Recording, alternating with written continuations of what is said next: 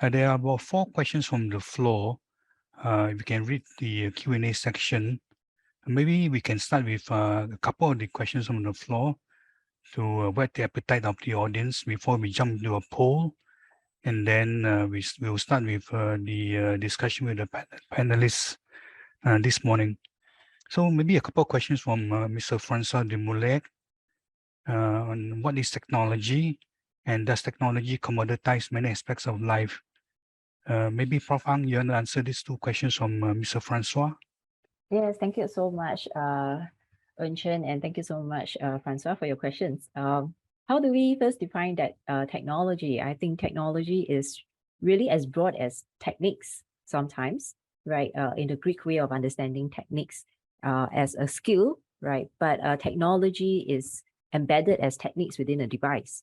So technology is as broad as meaning several types of devices to a way of thinking as well, a very scientific way of thinking of efficiency. So the 2 thinkers I've identified are really talking about a way of thinking about things, that things can be measured, and therefore technology is actually the devices that could measure, could isolate, and all for the sake of efficiency. All right. So will technology tend to commoditize many aspects of life? I think it already has. I think it really has. This is not being technophobic or anything, but I think it really has, because we are living in a technological milieu and we are living in a smart city after all. So many of our life, aspects of our life has been commoditized, meaning to say it has been replaced by using technology and make it a lot more efficient. But it's the heavy reliance on it that I think personally you might feel a different degree of how much it has taken over our lives, right? Some of us, for example, choose not to carry our handphone when we travel or switch it off during the bulk of the day. So I think it all goes back to how much we're allowing it to come into our private space. But many part of our lives have already been overtaken by some devices. They are always available, right? Should we choose to use them? Yep. So thank you so much. I hope I've answered the question. Thanks, Prof. Ang. A couple more questions, if you don't mind, from Mr. Shah Jahan and later on from Mr. Survey Kok. Shah Jahan has a question as to that balance between using technology and then disintermediating employees. How do you balance that? Yeah, okay, thank you so much. Retraining is not going to benefit everyone. How do you reconcile this? I haven't got an answer to it, unfortunately. How do we balance this? Okay, so I think at this point in time, a lot of companies are undergoing digitization, but try to look at jobs. So I think there's a big difference between job, work, and occupation, careers, right, and task. At this point in time, I think to cause as little disruption as possible as a company undergo digitalization is to look at the work as task, right? So the boss probably identified certain bits of tasks that you feel that you could automate or digitize or digitalized, right? Rather than looking at it holistically. So if you think about the employee on the ground, probably some tasks are being automated, some tasks are being digitalized, but the work is still there, right? So the bulk of the work is there, so the job is still retained. So in terms of retraining, I don't have a specific example at this point in time. It's not going to benefit everyone. I think it depends on how we're going to reskill this person for what kind of jobs. But as I say, if you're looking at certain tasks of an entire job scope, you may not be replacing the person at all, right? So the person is still performing other parts of the task. Just that some tasks could perhaps be made a little bit more efficient or less onerous. Thanks, So the Prof. Ang. bigger question, I'm not able to, I don't have a solution for that about welfare. It's okay, Prof. It looks like you are the rock star for this morning because there's quite a few questions for yourself. Maybe while you read through the questions, Prof, from Chelsea, Anthony, and Chai Fung Chang, let me get the panelists to look at some of the questions, and maybe the panelists can help you to answer some of them. Sure. There's a question from Chai Fung Chang on technology, and that there's a balance between it's expensive, but yet they can help charity to to be compliance by design. How do you balance that? Maybe we can hear from the panelists. Hi, everyone. First of all, thank you so much for inviting me. Maybe before I address the specific questions in the Q&A, since Prof. Ang had such a provocative sharing, I thought perhaps I can respond just as provocatively first. So I just wanted to say that, I think technology in and of itself is not bad. Technology is neutral, right? It's always how we use it, how we abuse it, that makes it bad, right? And I think, I think Prof. Ang talks about reducing everything to efficiency. Again, same thing, right? Efficiency in and of itself is not bad. It's when we pursue efficiency to the exclusion of everything else that makes it bad. So, I think we are, after all, humans, and that was also in the presentation. And I think it is incumbent on us to exercise the independent thinking, the rationality, the autonomy that Prof. Ang talked about, to really use technology in the way that can benefit us and not become slaves to it. And for us to also then, use it in a way with our children, with our beneficiaries, in a way that can be very enabling. And I thought maybe it's a good time for me to balance out some of what Prof. Ang said and talk about some of the enabling uses of technology. So I think Prof. Ang talked a lot about devices. Even outside of the charity sector, I think in our day-to-day lives, yes, indeed, it has become a distraction. Yes, we all, those of us with teenagers especially, see our kids using it and sometimes becoming quite antisocial. All those are definitely the ills of technology, of devices. But it is very, very powerful, if used correctly. And it's been extremely, extremely enabling for some persons with disability who basically use devices as their way of communicating with the world, of connecting with the world, where they previously could not before. So for example, there are speech to text, read speaker sort of applications now commonly on all devices, may be found in all devices, that allow persons who are, hard of hearing or deaf to be able to communicate, with the world, and persons who are visually impaired likewise. In the charity sector, maybe just three baskets of things that I'd like to talk about. I think one is, the word that Prof. Ang doesn't like, efficiency. I think the use of many enterprise solutions has helped the charity sector tremendously. And I think in a way that is not bad. It frees up the time of staff to be able to actually do more for their beneficiaries. So in fact, actually it's freed up the time that otherwise staff would be using to do manual tasks, administrative tasks, to really serve their clients better. So that's one benefit, where enterprise solutions can help free up staff time in charities. A second example is where technology is used directly for the benefit of the clients. So for example, the use of rehabilitative technology that captures in real time, how people are responding to rehab. It's allowed in one social service agency an increase in productivity of 140%, which means that 2.5 times more clients can be served. And I think what's especially striking for us is that we saw a dramatic improvement in the trainees, when they went through this program, because, basically the technology was able to, in real time, track their progress and also, recommend to the therapist what kind of rehab program is best suited for the client. So actually, we see very much the benefits of that.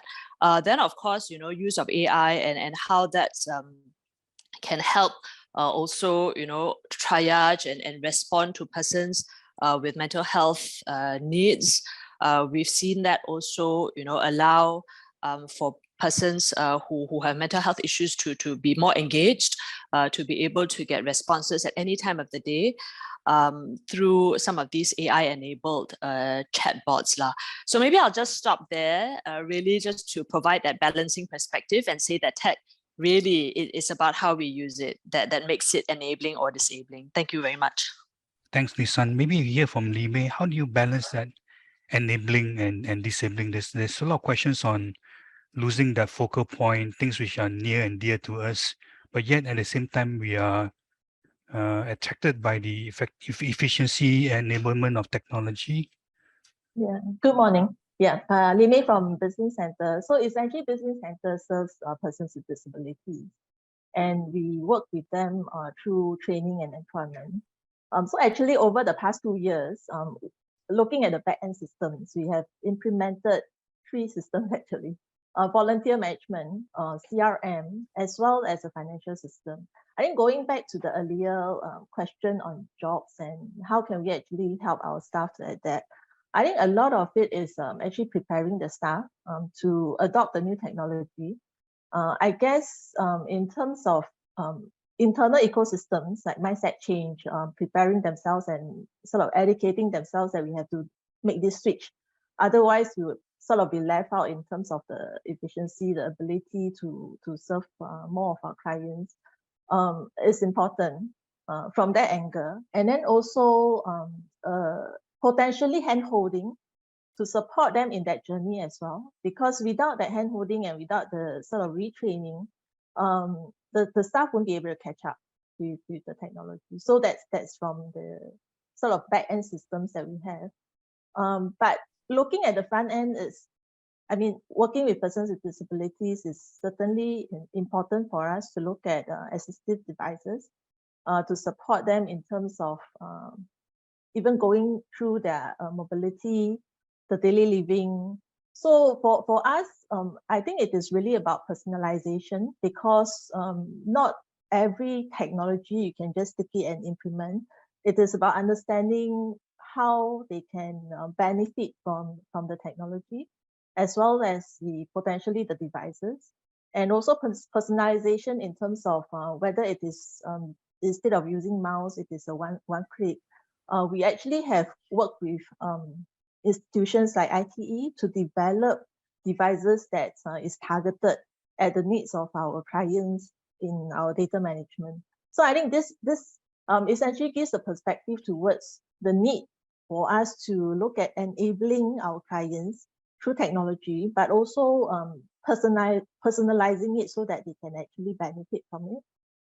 And preparing the mindset of the clients and also the users in anticipation of the use of technology. Yes, I think that's important, because if they cannot understand why we are implementing systems, why we are pushing up technology to them, I think it is really challenging for us to then do that retraining and equipping them with the required skill sets. So maybe back over to you, Prof. Hang. You know, these focal points is the things which are so near and dear to us. How do we let them go and at the same time embrace technology for the sake of efficiency? I'm hoping that we will take a step back and not let them go.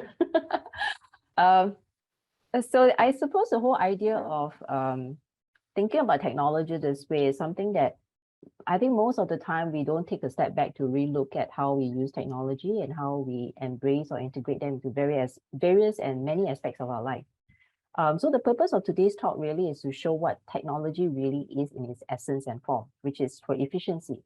Then we need to think for ourselves, is this what we want and how we want to conduct every aspect of our lives, right? From simple things like home cooked meal to simple things like just watching a musical performance and replacing it with, you know, a audio piece instead. There's an entire, you know, practice rituals that I talked about, and culture and historical links and social network and a communal experience that I don't think should be replaced by technology, but it doesn't necessarily say technology will be replacing them. So it's about how and what various aspects we're going to use them for, to what degree do we want to use them for as well.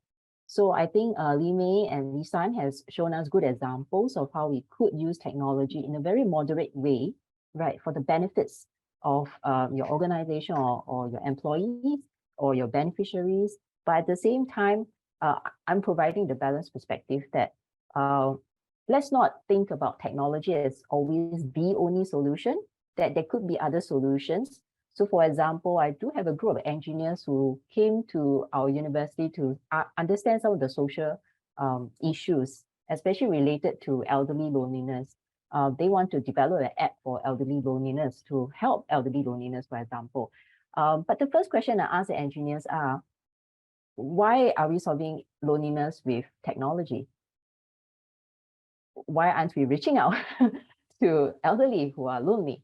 Right, I know technology can help in many ways, right, to solve the issue of loneliness. We are talking about social home robots.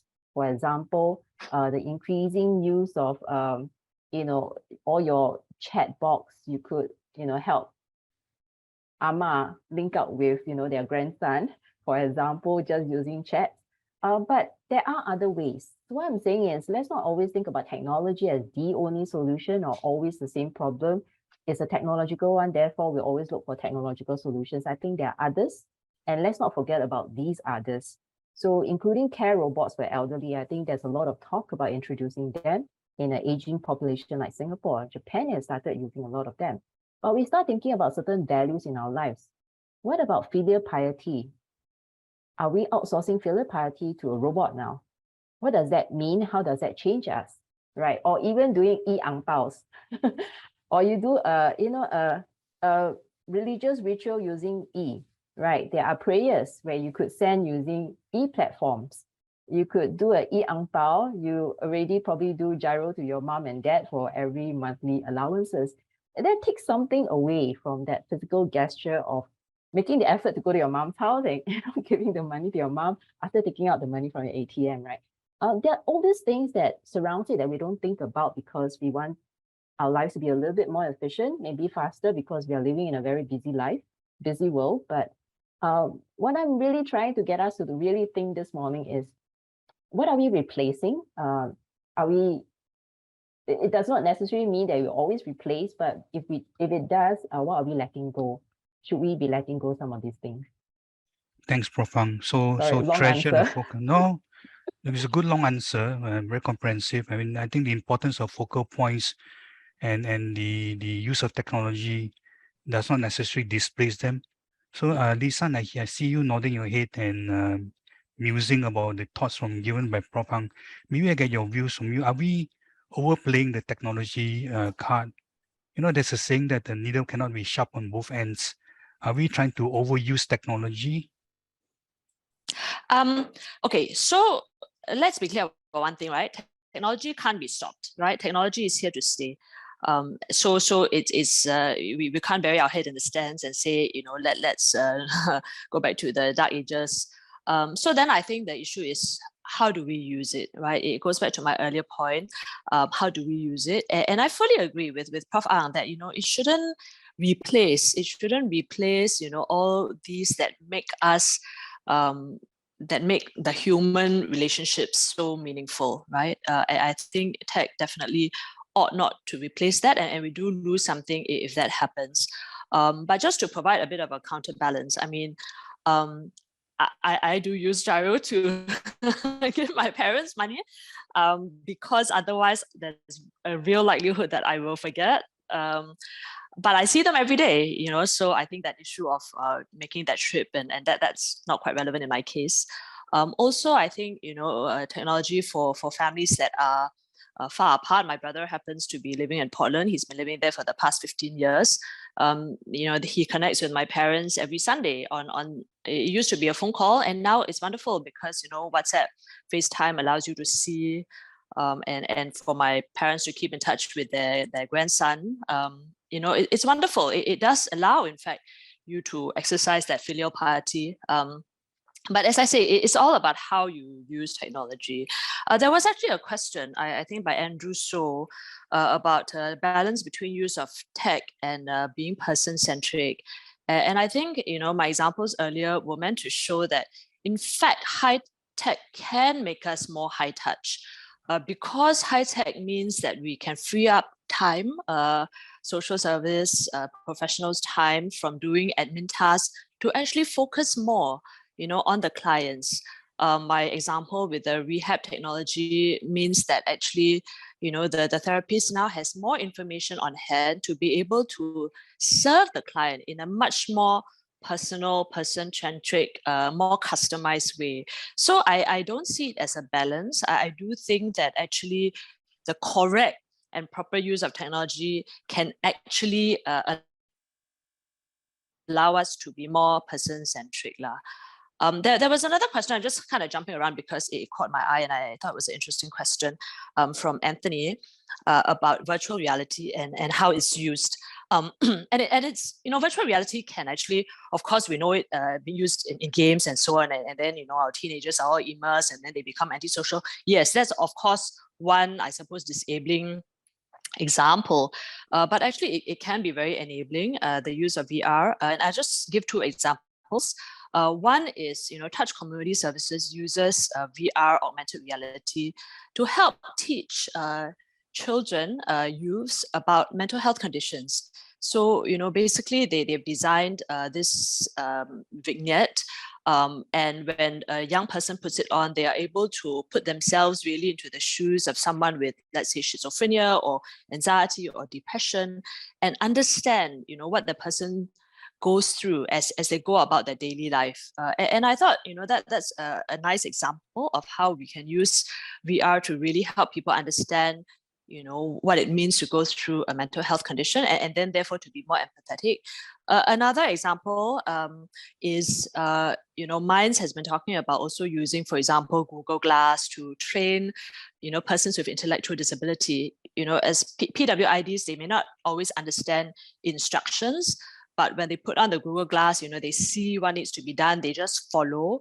I mean, that's a really, I thought, excellent example of how VR could be used to good effect in the charity and social service sector. Yeah, thanks. Thanks, Lisan.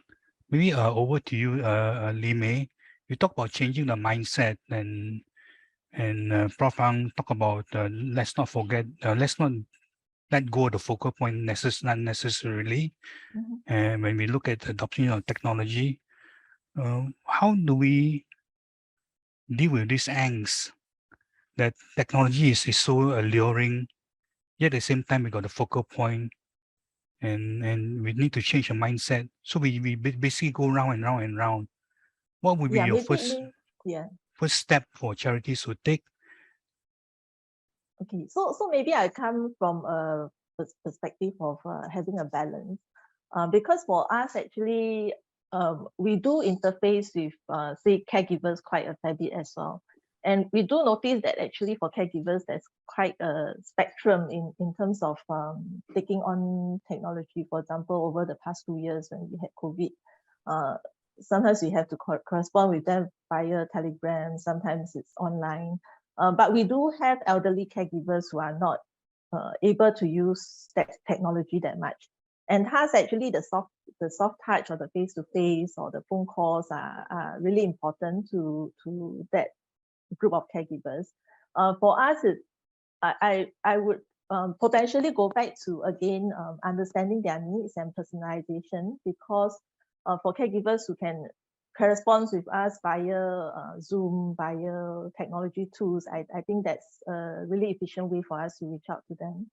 But for those who are not able to, we also wouldn't want to sort of burden them with having to care for the beneficiaries, as well as to be able to pick up a new skill in terms of using the technological tool. So I think really for us, it's about understanding their needs and having that balance. And then going back to the mindset change, I'm actually quite a strong advocate of technology as well to support efficiency. To me, because anyway, the economy is actually already moving, right, quite fast in terms of the digital space. There's really a concern that if you're not implementing efficiency tools, you're not catching up in terms of even training our beneficiaries in some of the digital space, the technological skill sets, we would actually be left behind. Not only as a charity, but also our clients or our beneficiaries could be left behind.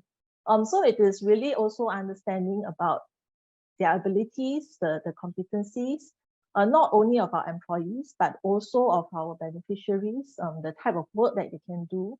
And then to maybe identify the segment of them who can perform higher level jobs.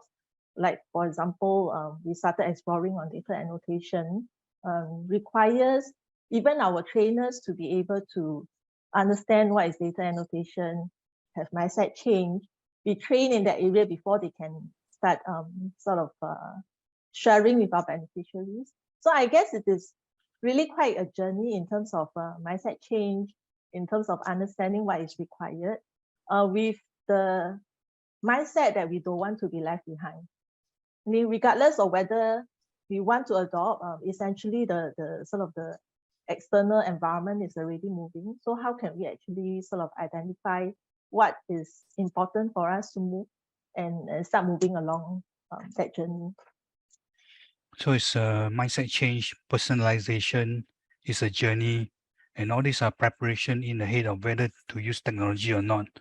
So I think we are probably jumping too far ahead in terms of wanting to use technology for the sake of technology's sake, and not forgetting that that the things which are near and dear to us, the focal points are our anchors, and those cannot be forgotten easily.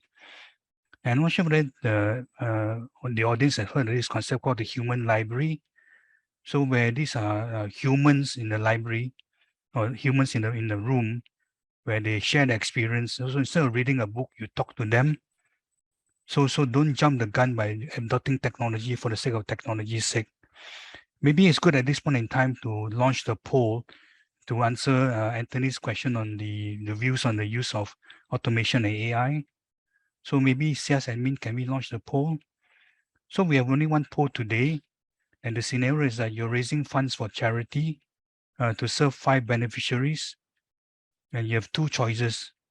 Approach a donor traditionally through either emails or phone calls for the donation appeal, or use AI to influence the donor to increase the likelihood that he will donate the funds for the 5 beneficiaries. So one, let's do the same as usual with unknown chance of getting the donation for the 5 beneficiaries, or 2, use AI and technology to increase the chance, the likelihood that the donation will happen. Maybe at this point in time, we get the audience to participate in this poll, and let's see how the votes swing.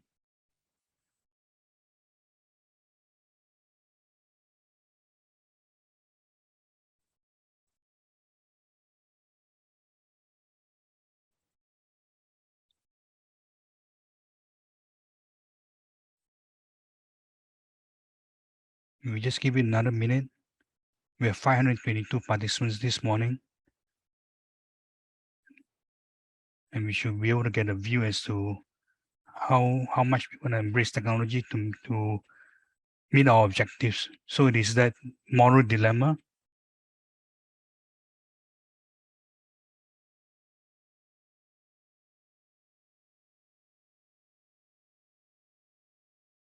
So while we're waiting for the poll results, maybe we go over to Lisan. What will be your first couple of steps to take before we even embrace technology? So Li Mei talked about the mindset change, about personalization. Prof Ang talked about let's not lose sight of the focal points. What would be your thoughts, Lisan? What would be your pre-technology steps? Thanks for that. So in the context, since this is a charity governance conference, in the context of charities, actually, the National Council of Social Service has launched a couple of resources, including our industry digital plan for social services, including our digital maturity index. I think really the first step is not to just plunge into adopting a one tech or something that you think sounds sexy, but really to take a look at, where are your needs as an organization, right? Is it where can you get most impact in terms of investing in certain technologies to take advantage of some of these resources to help you think about, is it technology for your own enterprise? Is it technology that benefit users? Or is it sort of better cybersecurity, data security, which is also something that I think is quite important these days. And then to see, where it is that you can then invest in technology that can best meet the needs either of your own staff or your service users. Li Mei in fact talked about also, how can we help service users to build up their capabilities so that they are more able to be empowered and to find jobs and all that. That's also really important.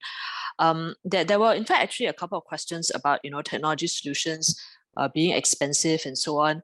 So just to not to sell NCSS Goyok too much here, but I mean, we do have Tech and Go, which really provides, funding support for technology solutions. We also provide consultancy support, capability building support. For non-social service agencies, there is the Charity Capability Fund, which we also administer, that you can take advantage of in order to defray some of these expenses. There was then another question from, I guess, a solution provider, Brandon Ong, about how technology solutions can reach local charities. So actually, depending on how mature your solution is, NCSS, we do provide platforms for technology providers to also explain their solutions and share it with charities. These tend to be the more established solutions. If you are a new startup, there are in fact actually many open innovation platforms that you could take part in. We in fact run our own Design for Impact, happens every year. Singtel has a Future Makers hackathon. And sort of getting some traction there, or showing that your technology is useful and can be adopted in such platforms would then allow us to also better I guess advocate for you and to then share the solutions with other charities. So I hope I've addressed the question. Thanks, Lisan. And there were some remarks about the poll having a third option that we can do both. Well, let's see the two options first and see what the results are. So maybe SIAS admin, we can share the results of the poll.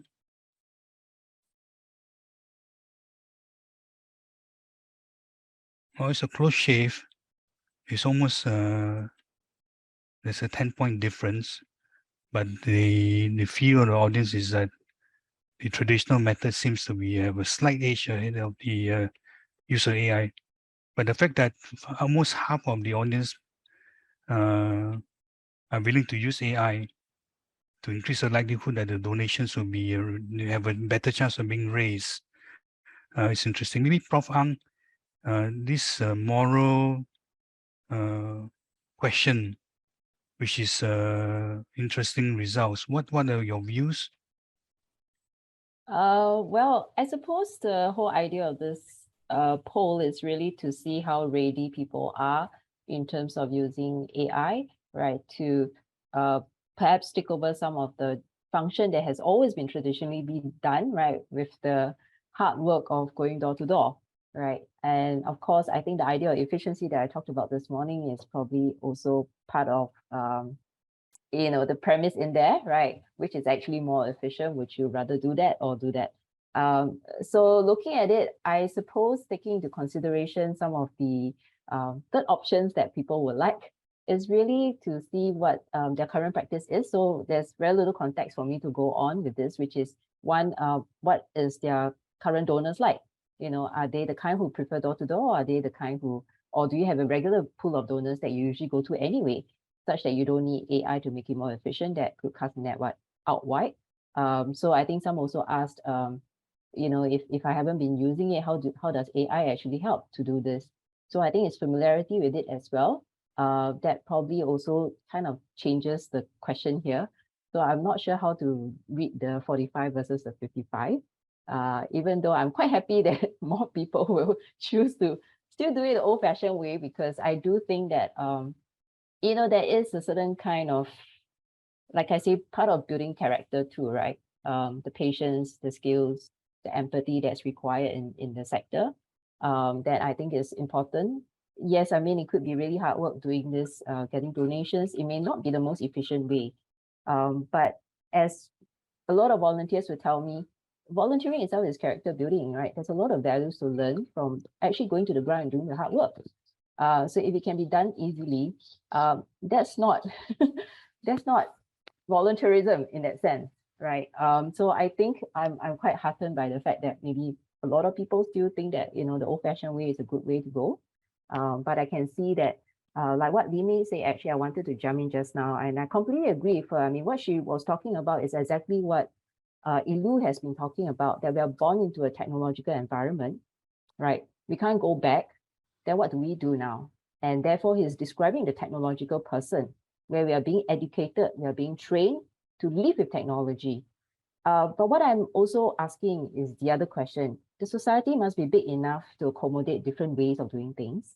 It must be also big enough to accommodate different kind of people. If I choose not to, is that a real choice? You know, Li Mei used the word being left behind if I don't follow. That's actually very scary to me, that a society is not inclusive enough, that certain people who choose not to be technologically connected will be left behind, right? And I hope that, you know, with today's talk about focal practices and focal point, that we become a bit more inclusive in allowing other different ways of approaches and not push for one specifically, that might be the best way to do it, because not all of us are on the same page or on the same pace. And I'm so heartened to hear, Li Mei, that there are people that they found how they need to accommodate to them because they're just different, right? And they're just not connected, and maybe they choose not to, maybe they don't have the abilities or the means to as well. So that's what I'm hoping we'll get at a 50-50, which is nice. Some who are way ahead and say, yes, you know, I've got all my skills done, my training done, I'm moving fast ahead with technology. Another 50 who probably say, well, you know, it's okay, we're well and good. Society is big enough to accommodate and give me real alternatives if I choose not to, right? And that's not a bad thing. I'm not being left behind, but I choose to because my donors are of a different profile, my beneficiaries are different. I prefer to do things this way. I find meaning in doing this. I think that's what I'm trying to drive at, that there must be real alternative for differences. Thanks, Prof. Ang. Thank you. Based on the analysis I see from the questions from the audience, there seems to be a lot of angst around the use of technology. Probably no less, no more than the commercial sector. But it's interesting that there's this dilemma, there's this angst, there's this concern about the use of technology. So maybe the panelists, you can shed some light on what is driving this anxiety over the use of technology. Maybe I'll take a stab at that. I think, you know, when we started out doing some of our digitalization work in a big way, the question that I got a lot was actually the one asked by Andrew So, you know, whether, you know, we lose something, whether we become less person-centric if we were to adopt tech. And we've been really educating and showing by way of examples how that is completely not true. You know, it is about, after all, how we use tech, and that actually high tech can allow the charity sector to be more high touch, you know, to allow us to connect better in different ways, to better serve clients because, you know, there are more options, because our time is freed up. And I just wanted to also respond to the poll question, right? So in preparing for today's session, there was a email thread with 4 of us in NCSS on it. And I asked, you know, so actually, what's our own answer to that question? And not surprisingly, we were split down the middle. You know, the 2 younger colleagues all chose the AI option, and the 2 of us that were maybe on the wrong side of 45 chose the traditional one. But I actually think it's not mutually exclusive, you know, and the call for a third option is probably correct. I mean, we probably should use AI intelligently, right? We can use AI to better help us identify, you know, the kinds of donors who would be most predisposed towards that particular cause, or who are most likely respond well, you know, to that particular call. But really, when you then do the final outreach, right, in terms of donor relationship, obviously a traditional way is probably best, right? You have to build that relationship with your donors. And in fact, that's something that in NCSS, we've also been advocating for. You know, it's no longer about just having a corporate write a check, but how can a corporate really be much more strategically involved in the sector to build that relationship with, the beneficiaries, to actually come down and be part of the mission.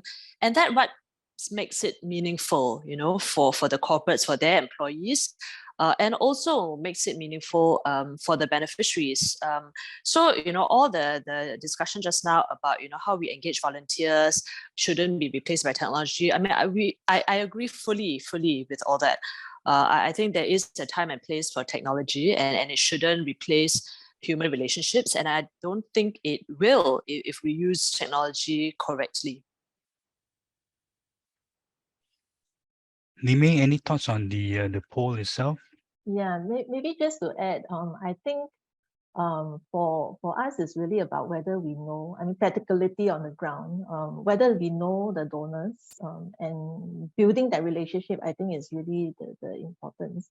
But if we want to reach out to more people who can know about the organization, who can know about the cause we serve, and also reaching out to them to align with the cause we serve, I think AI and potentially through social media is one of the ways that we can do it now.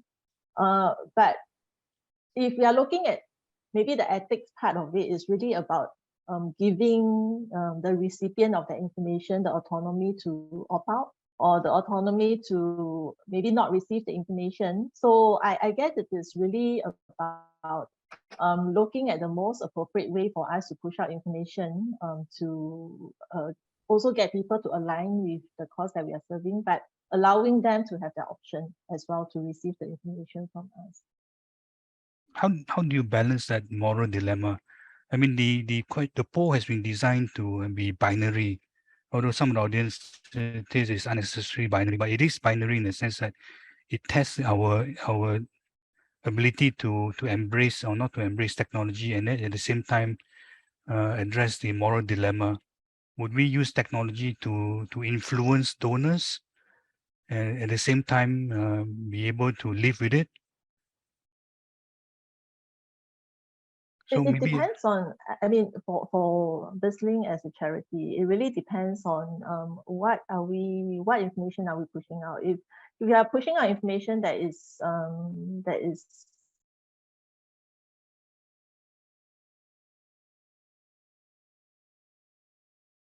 useful, good organization does, the cause that we are serving, as well as sharing or educating the public about the beneficiaries that we serve, potentially also need to take care of preserving the dignity of the beneficiaries when we have stories going out.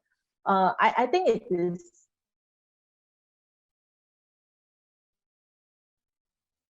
I don't impact the point about the personal privacy protection, because if I think it is important for us to give that option, and also for the recipient to have that, to give that consent to receive certain information from us, or to give information to the organization to reach out to them. So I guess there's quite a fair bit of a safeguard that we can actually put in place to make sure that the ethical part of it, the boundary is not crossed. okay, thanks Nime for that. There seem to be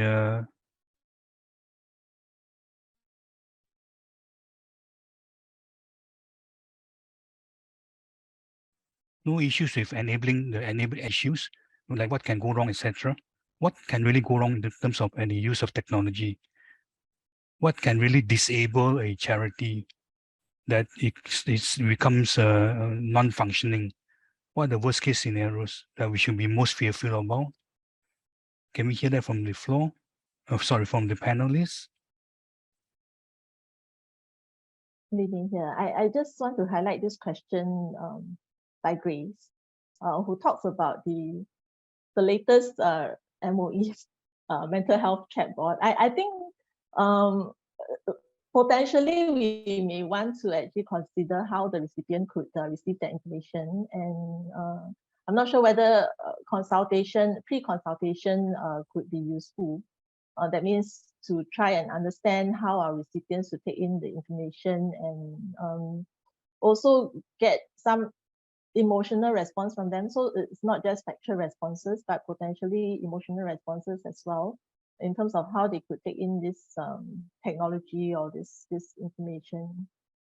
And we could actually add functions to it to improve the technology so that it can serve the needs that we want it to serve.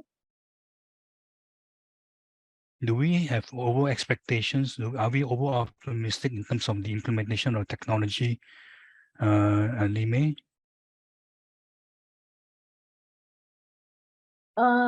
Okay, so for me, in terms of the implementation of technology, it is always important to understand why we are implementing, and also the target audience that we are implementing it for.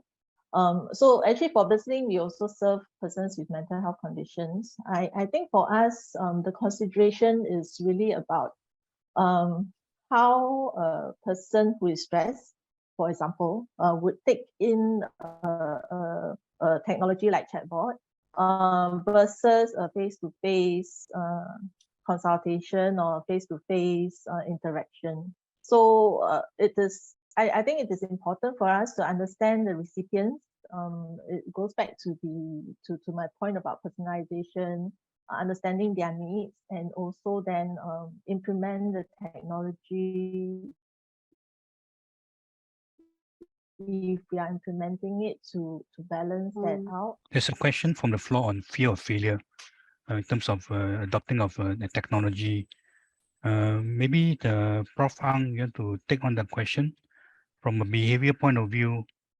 In terms of looking at technology straight in the face, is there a general fear factor, and would that be more prevalent in certain industries? Yeah, I think this is a very interesting question because I don't think there is a general fear or failure of technology because every day we use them, right? We're quite ready to change a handphone. We're ready to switch between iPhone and something else, right? I don't think there's a general fear, but I think implementing a wholesale, perhaps in organization, there's genuine fear because there's very little understanding and knowledge about the technical aspects of technology. And I think, Uantchern, maybe this is what you were trying to point out just now, which is there are limitations to technology that we may not know fully of, and maybe that was the cause of the fear. So, for example, a limitation of AI, chat,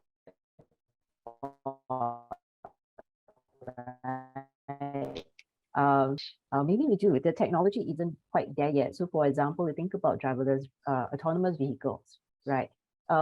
There are still issues with identifying properly, right?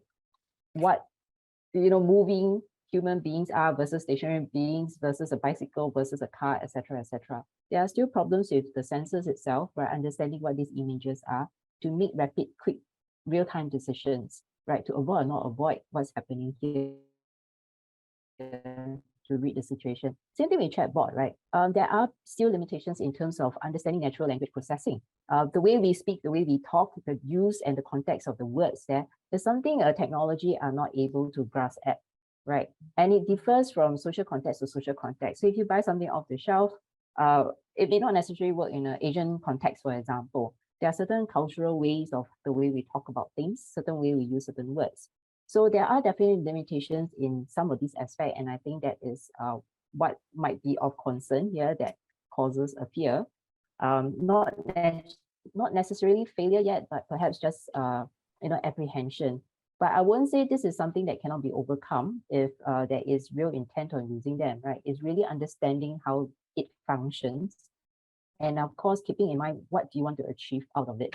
So if you keep focal practices and focal point in check, which I did see from somebody saying, oh yeah, Gerard, right? Gerard saying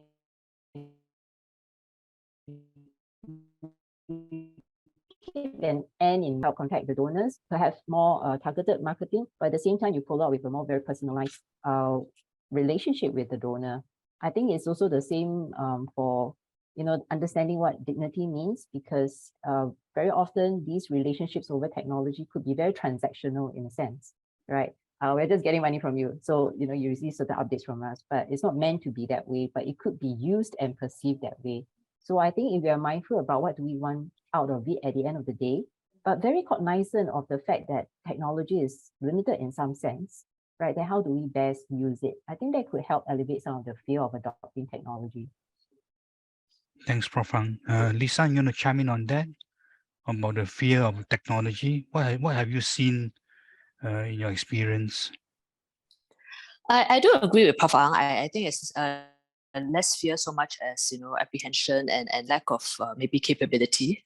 So that is something that I think between NCSS and also charities unit, that's something that we are seeking to address with all the various resources that are now available for charities to adopt.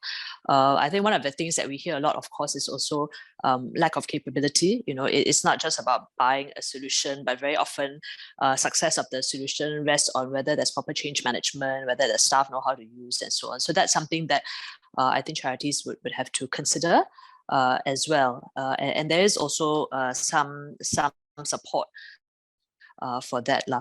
Yeah, I wanted to maybe also quickly return to the issue of the chatbot. I like what Li Mei said about really, perhaps some pre-consultation should have been done.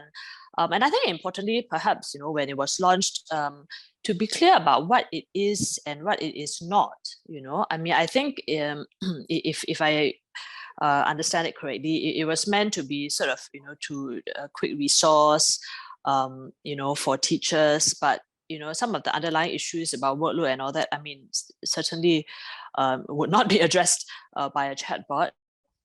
And I think the point raised by the Grace, about design thinking, I think that's really critical.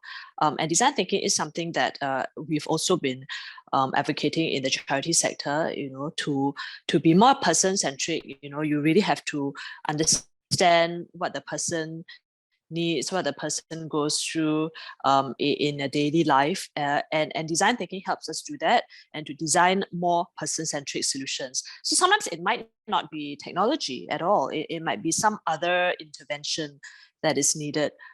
So I think the takeaway from even today shouldn't be that technology is all good or all bad, but really, actually, we need to understand what it is that the user needs, and then to find the appropriate intervention.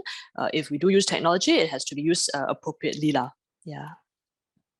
Where do you think we should draw the line? There's all this constant attraction, love-hate relationship with technology. Almost all discussions with charities, at least those I've been involved in, somehow technology keep on cropping up. It's like this underlying tone, like the smell of durian. The technology is always there. You smell technology, technology to improve efficiency, technology to do this, to do that. It's never ending. How do we manage the onslaught of technology? How do charities deal with it?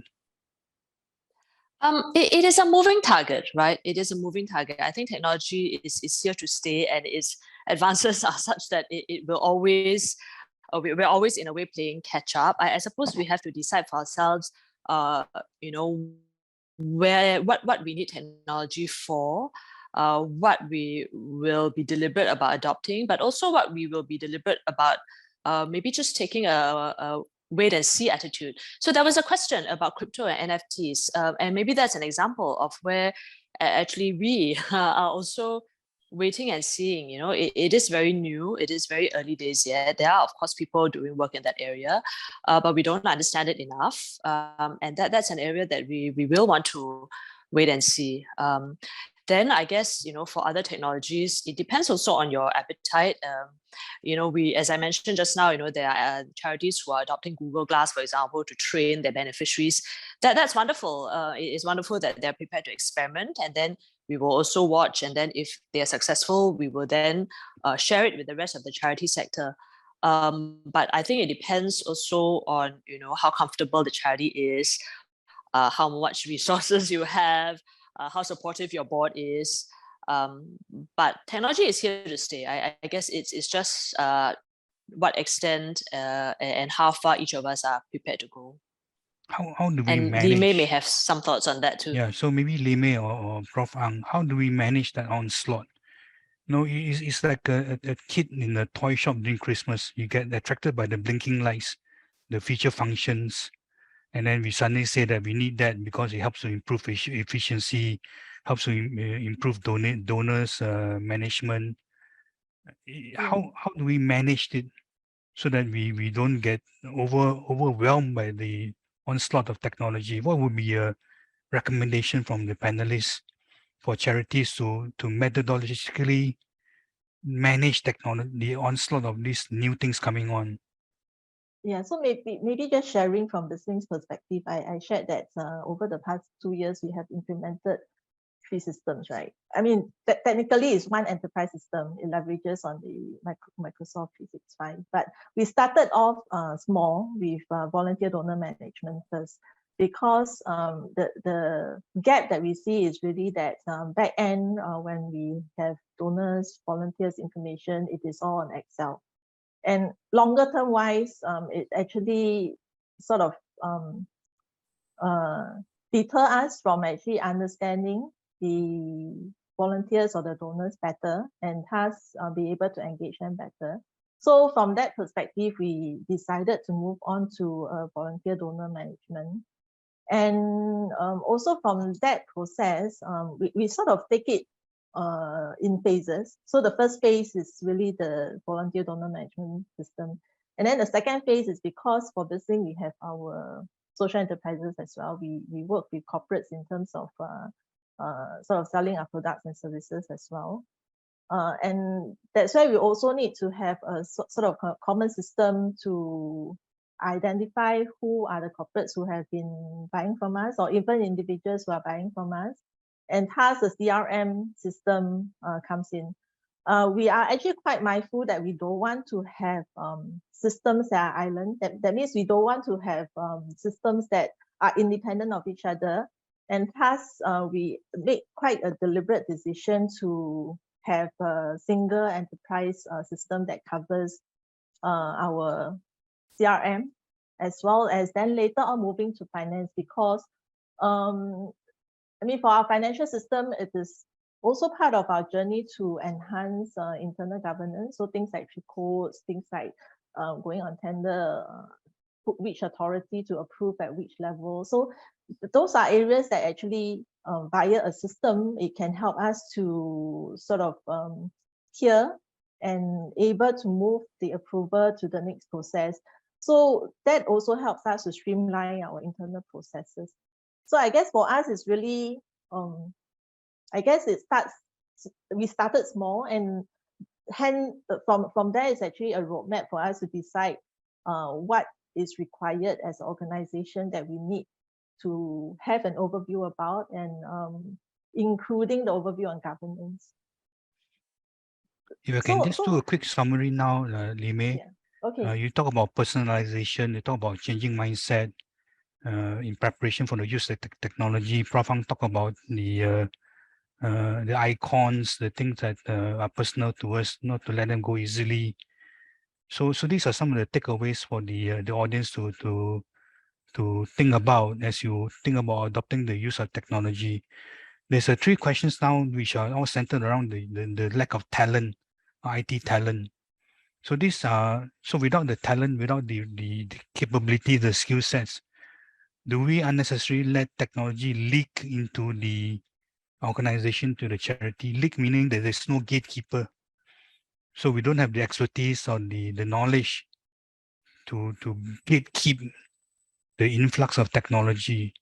And then we once again we face this onslaught of feature function that we get excited about, and then we implement it wrongly, we get fearful about it.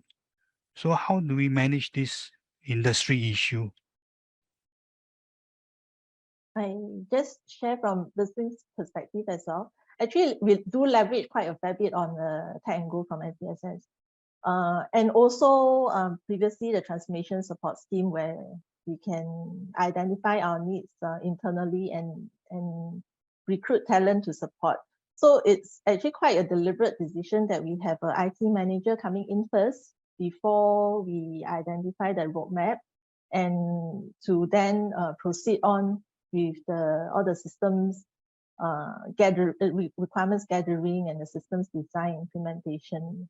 So I think internally, it's really important to have that you mentioned gatekeeper, or the person who understands the roadmap and how we should implement that.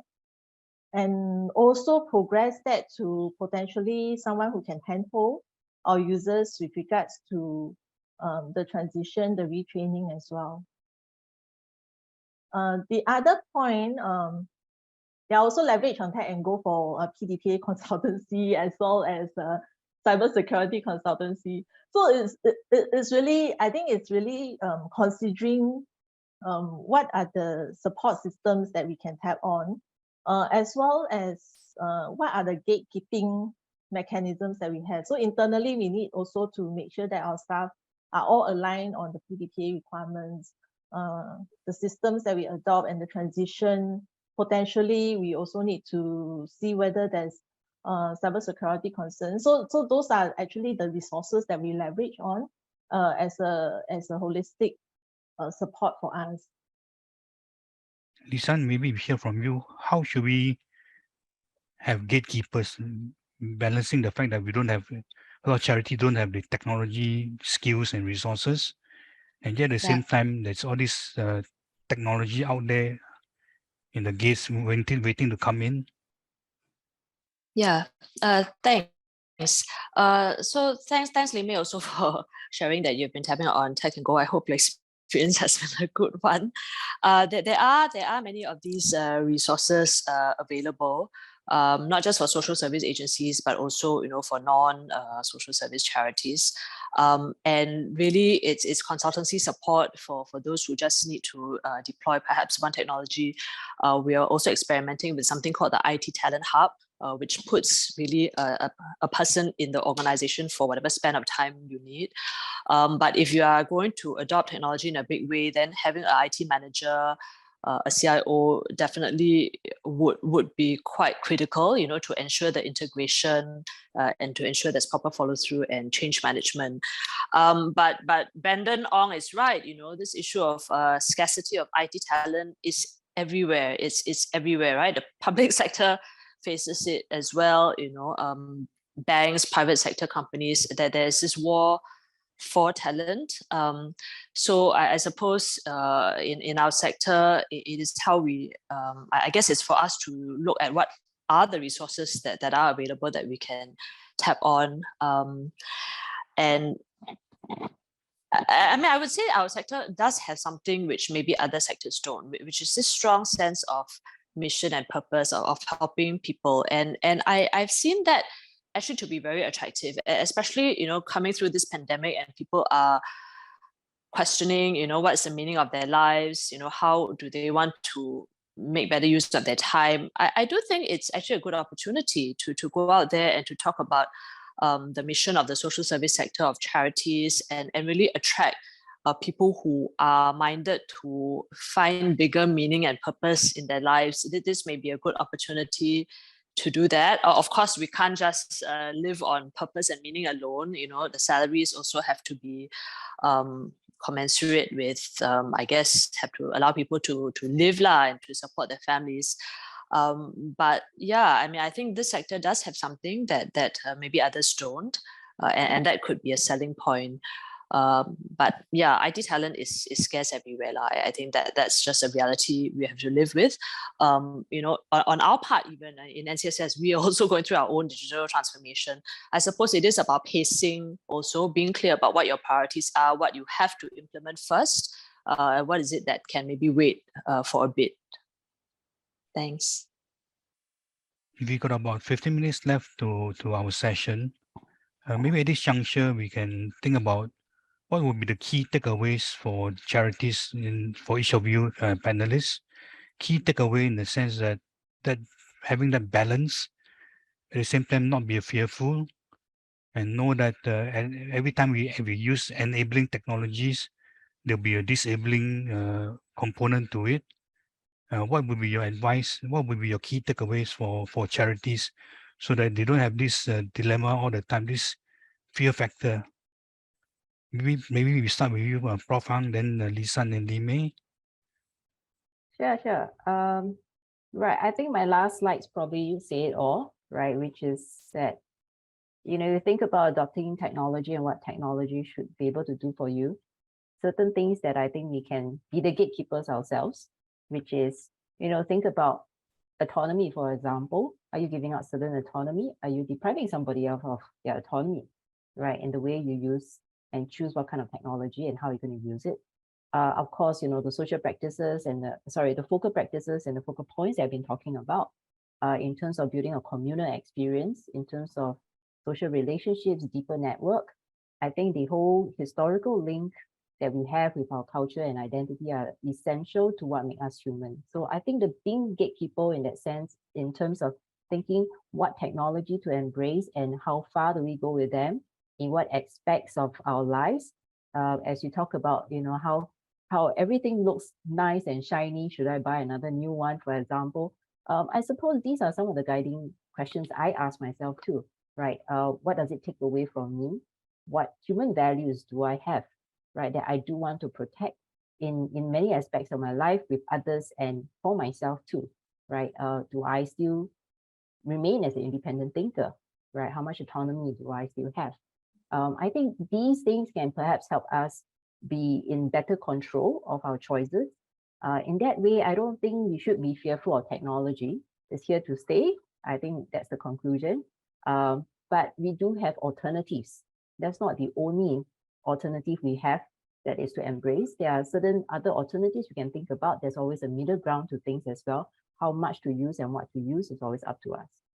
So I've been asked in a previous conference on AISG before about this, which is AI for social good. So I remember tech companies, they typically say, well, the world is out there for what technology can lead us to. So we should be quite looking forward to what social good AI can bring. But as a philosopher, my first question is, what is this good are we talking about, right? And then we should build technologies for it, not see where technology lead us, but think about developing technology for the good that we identify for ourselves. So what is the good life? What is the social good? Identify the end first, then think of the technology to fit there rather than the other way around. So let's not be led by the noses of thinking that technology is all good or efficient and the only solution. Yep, that's all from me. Thank you. That's a very good perspective, Prof. Ang, that the unique thing about the charity sector is that the values, the dignity, the things like the purpose, the mission, what we are out to serve, that brings a perspective on technology that is generally not the case outside of our sector. And I think we get too, like what you say, we get too excited with the latest blinking lights, shiny toys out there, and we forget about if we adopt technology, what do we give up? And this is very powerful lessons for the audience in the session today. What do we give up? And if we are able to answer that, then maybe technology is not the answer to what we need to do. Lisan? Thank you. I think having accepted all that, if we adopt technology in the right spirit with the right values, I think my main, what I want to really leave here is to say that high tech can be more high touch. High tech can allow us to be more high touch. And, although I think, we were talking about how the tone of the question seems to express some anxiety. I think it is a good thing that people are approaching technology, with the asking questions about what can be done, what cannot be done, what should be done, what should not be done, rather than just plunging headlong. But I think we also shouldn't come away thinking that there's a general skepticism or fear, because actually that's not our experience. We do a social service sector survey regularly. And actually one of the things that come out very, very strongly out of the pandemic was, people felt that in fact technology, digitalization was rated as the most positive outcome, the thing that as a result of the pandemic, they were forced to do something which maybe otherwise would have taken far longer. They were able to embrace it. And in fact, actually that was the one thing that they hope would be here to stay even after the pandemic is over. And in fact, I think with more than 270 social service agencies who have tapped on our Tech and Go, and hopefully they've all also benefited from it. So I think maybe just to round off, I think the high-tech, high-touch thing, we do see, because obviously we do collect, the outcomes of our funding. We actually do see users, service users, beneficiaries saying that, the experience has been enhanced. They find that services are more accessible, and because usually these services are better integrated, their user experience becomes more positive. I think the other thing is also, with the data that technology allows us to collect more seamlessly, I think we are also better able to not just solve the problems for today, but really anticipate what are the needs for tomorrow. And that's, I think, one of the big pluses as well of adopting technology well. Thank you. Thanks, Lisan. Lime, your parting words for the audience. So I think for me, it's really having that outcome that we want in mind. And for us, it's really about enabling as well as inclusion, not only for beneficiaries, but also for our staff. So implementing technology, potentially we need to be looking at how to include staff as well in the use of that technology. And for beneficiaries, is then to identify what are the technology that can enable them or empower them, and then identify the right technology for it. I think it's important for us to look at the outcome that we want to achieve in the first place. Thanks very much, Lime. So, wise words on the panelists. Technology is here to stay. We need to be prepared. Understand that our sector is unique. There are things that we need to consider that other sectors may not necessarily have.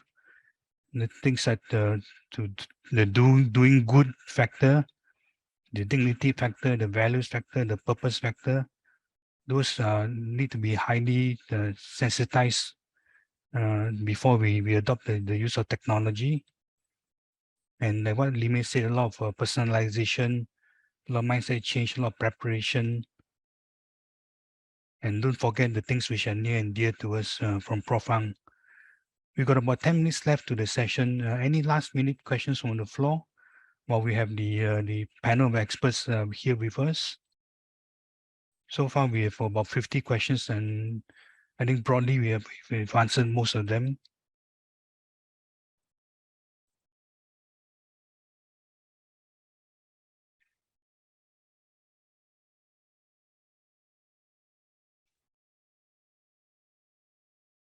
Maybe we should run the poll again and see whether the statistics change. Shall we do that? We must give a third option then.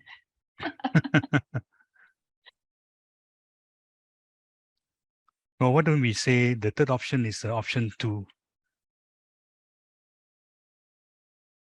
Use AI and traditional methods. So it's half a dilemma.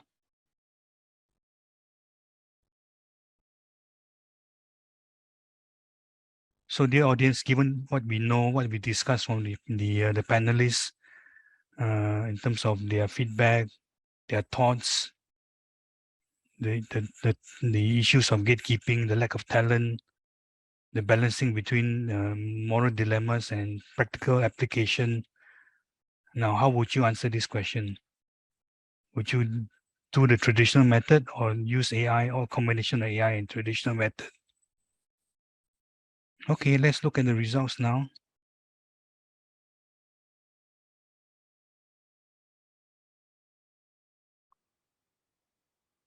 So option 3, 2 and 3 has increased slightly from 55 to 58. So generally about the same. Interesting results. And with that, we've come to the end of the session. I'll give you back 10 minutes of your time for the weekend. On behalf of SIAS, I would like to thank Prof. Ang, Lisan and Lime for their time in terms of contributing the knowledge to enabling and disabling technologies for the charity sector. And the audience, thank you and have a good weekend.